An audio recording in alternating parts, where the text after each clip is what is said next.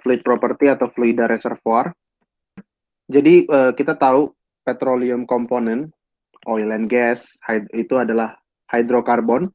Ya, dia mostly tersusun dari karbon dan hidrogen, oke, dengan banyak konfigurasi dan komponennya itu sangat kompleks. Yang paling sederhana adalah CH4, kemudian etana, kemudian propana dan seterusnya sampai rantai yang paling panjang. Rantai yang panjang itu misalnya aspalten seperti itu ya. Dan semuanya itu eksis di dalam reservoir. Dan tentu saja semuanya itu punya karakter masing-masing gitu ya. Nah, ini sedikit gambaran tentang komponennya. Yang paling sederhana CH4, satu atom karbon dengan 4 ikatan CH, kemudian ada etana gitu ya. Kemudian ada pentane, kalau dia alkena atau olefin, CnH2n. Kalau dia parafin atau alkana, dia CnH2n plus 2. Nah, ini ada lagi yang alifatik, ada yang aromatik, gitu ya. Kalau alifatik ini dia cincin, sementara kalau aromatik dia juga cincin, tapi ada semacam resonansi gitu ya. Jadi ada ikatan ganda antar atom, tapi ikatannya ini terus moving, terus continuously moving di dalam ikatan ini gitu ya. Sementara kalau ini dia cincin, tapi ikatannya satu dan udah stabil, tidak ada perputaran di sini ya, perpindahan elektron seperti itu. Tapi itu bukan poin utama dari perkuliahan kita. Yang penting kita tahu bahwa oil dan gas itu bukan satu komponen ya, tapi multi komponen. Walaupun beberapa reservoir simulation itu misalnya seperti black oil, dia seperti tutup mata yang namanya oil, ya udah itu adalah satu komponen, terserah Anda tinggal memberikan informasi ke saya berapa spesifik gravitinya. Udah, oil ya oil. Ada kayak gitu ya. Itu kalau black oil simulation. Tapi ada compositional simulation dan itu dia betul-betul mengconsider setiap atom dan setiap molekulnya dan setiap senyawanya, dia lihat C. Jadi yang C1-nya bagaimana, C2-nya bagaimana, metananya gimana, etananya gimana, propananya gimana. Seperti itu. Nah, ini apa namanya produk-produknya kalau sudah di downstream gitu ya. Jadi kalau ketika dia masuk crude oil ini kita tahu adalah mixture antara banyak sekali komponen. Kita bisa pisahkan menjadi senyawa menjadi alkana, menjadi LPG, menjadi nafta, menjadi bensin dan lain sebagainya. Nah, salah satu yang paling penting sebenarnya dari fluida reservoir itu adalah phase diagram. Oke, okay?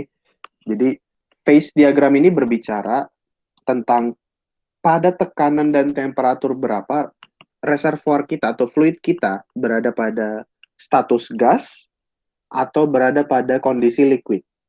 That's very important, gitu ya. Kenapa?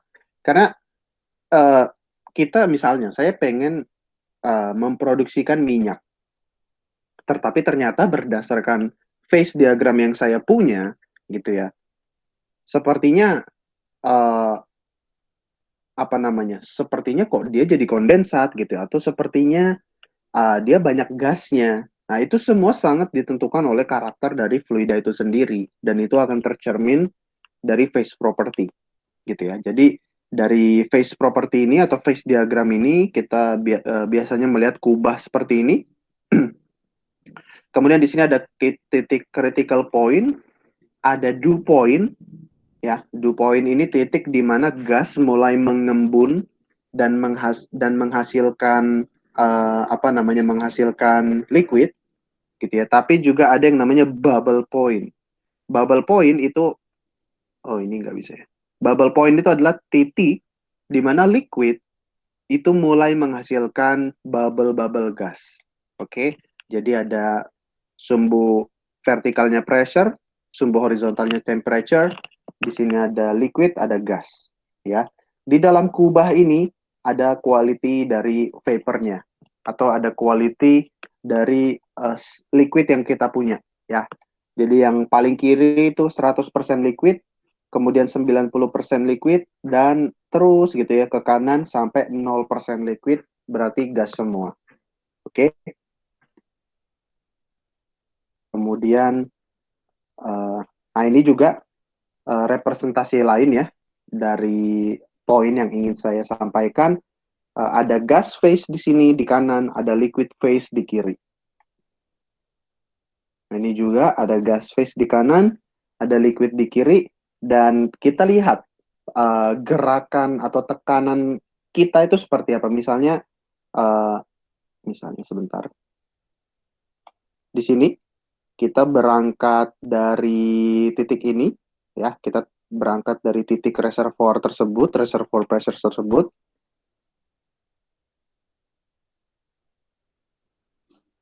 Ini, jadi awalnya di sini kan fase liquid nih, di sini fase liquid. Ternyata kita produksi terus, tekanan turun, gitu ya. Di titik ini adalah bubble point.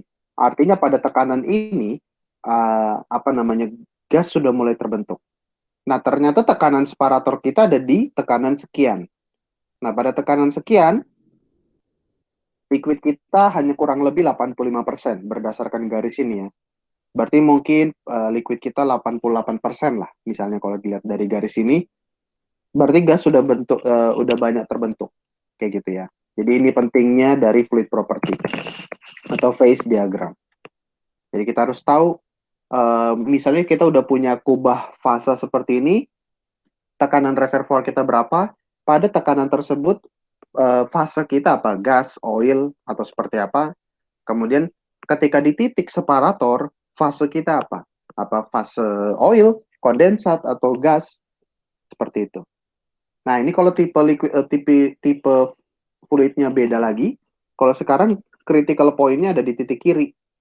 Oke, di kiri critical point adalah liquid phase, di kanan critical point adalah gas phase.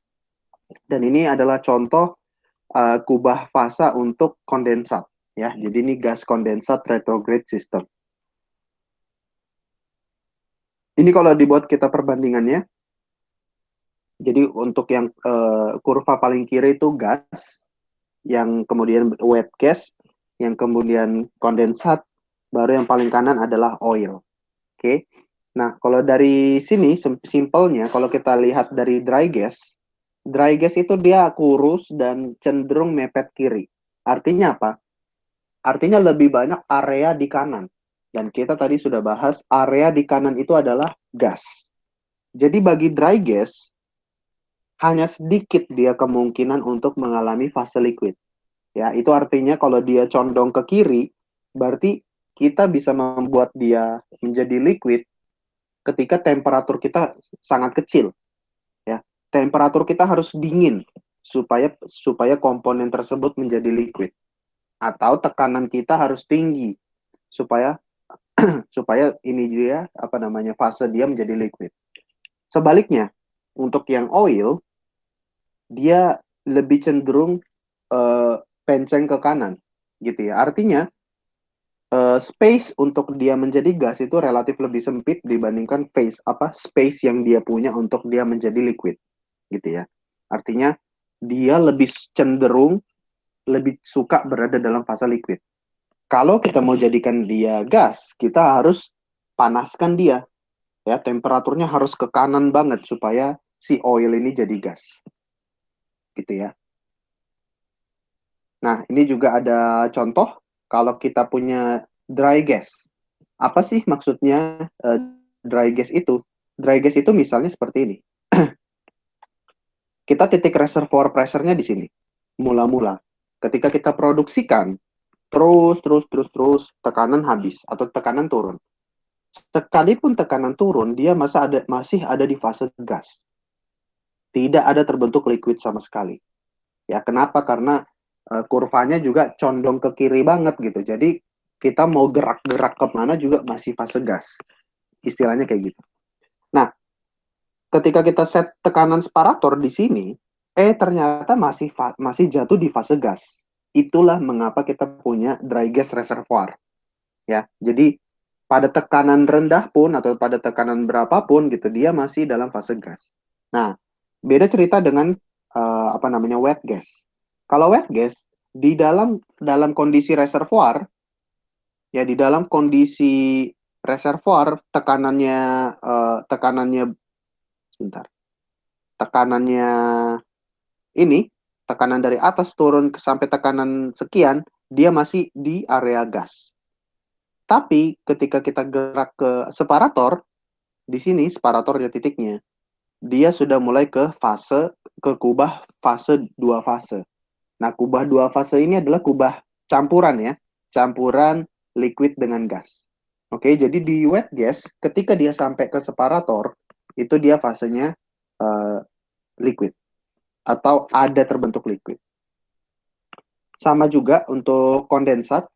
Jadi dia asal muasalnya, kalau kondensat startnya gas, tapi ketika tekanan turun, udah banyak terbentuk liquid-liquid kondensat. Demikian juga di separator atau di permukaan, gitu ya. Nah kalau oil, apalagi di sini khususnya adalah heavy oil, startnya aja udah start liquid, ya. Jadi ini ada di kiri titik kritikal, di kiri titik kritikal itu ada liquid. Jadi kita startnya liquid, tekanan turun, mulai banyak gas, udah mulai muncul gas. Demikian juga di kondisi surface. Jadi seperti itu pentingnya pentingnya phase diagram. Dan phase diagram ini bisa dikalkulate di reservoir simulasi. Jadi reservoir simulasi bisa menghitungkan kita gitu. Jadi dia merekam phase diagram kita, kemudian berdasarkan data yang kita simulasikan, ya dia bisa bisa memberitahu fase Anda gas, fase Anda liquid atau fase Anda kondensat. Oke, jadi dia bisa mengkalkulate flow rate-nya.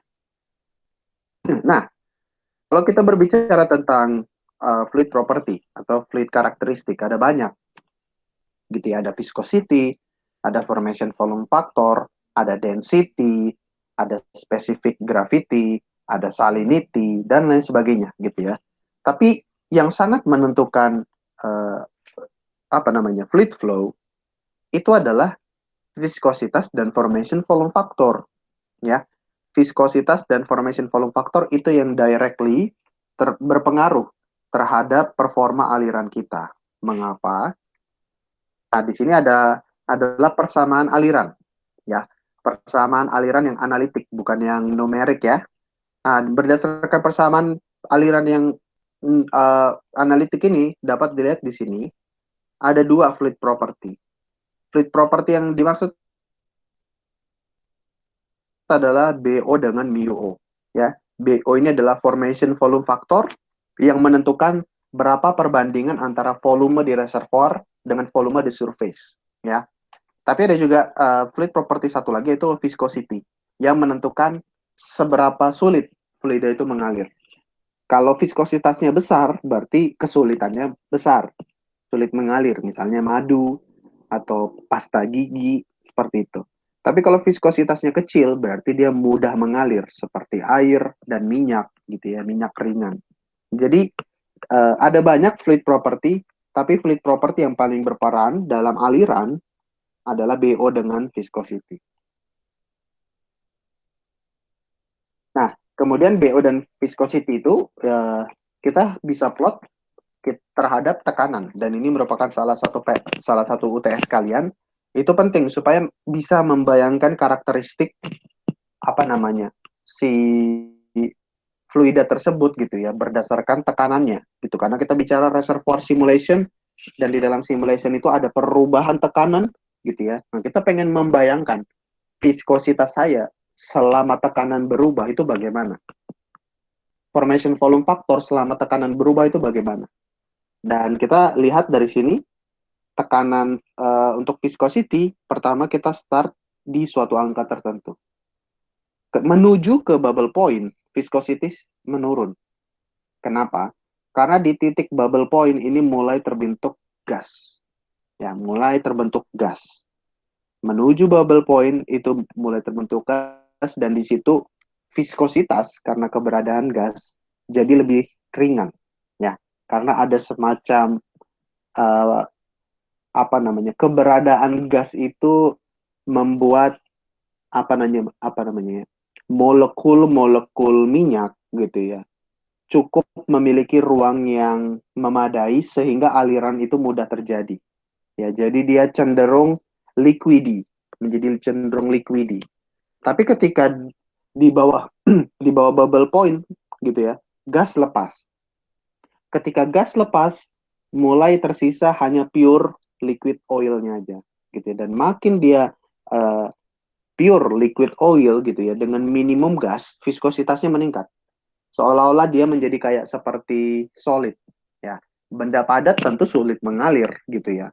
Jadi seperti itu dia cenderung menjadi solidi, ya. Kalau dia di bubble point itu ada gas yang membentuk molekul-molekulnya itu lebih mudah mengalir gitu ya. Nah, formation volume factor menuju bubble point dia meningkat gitu ya karena karena di titik bubble point mulai ada gas. Makanya volume dia menggembung. Ya, volume si fluid itu di titik bubble point itu maksimum. Kenapa? Karena dia menggembung akibat keberadaan gas. Tapi di bawah bubble point gasnya lepas dan dia mengerucut, dia shrinking gitu ya. Makanya BO-nya turun. Nah, jadi itu salah satu observasi yang penting supaya kebayang kita mengapa begini hasil simulasi kita. Oke, benar. Untuk bagian yang ini, apakah ada yang mau bertanya? Silakan.